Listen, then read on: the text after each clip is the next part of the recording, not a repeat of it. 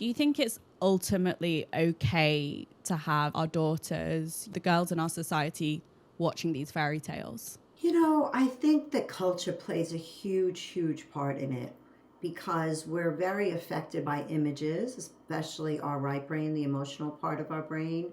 And I think we do have to be mindful of the stories that we introduce to young people, not just young women, but young people in general about love because slowly but surely those movies are conditioning us and indoctrinating us to see a certain way of loving. In fact, over the weekend, I don't know if you've ever seen the movie Working Girl. If you haven't, I highly recommend it. It's from 1989.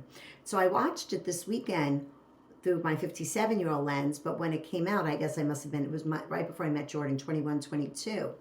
And I could just see how this movie, such as Liz, Pretty Woman, Wall Street, all the movies of that time were setting me up to believe that this powerful, wealthy man is just going to come and sweep me off my feet, right? So it's not just Disney. Then there was all those movies from the 80s and 90s that did that as well. Snow White, I think, was my favorite as a child.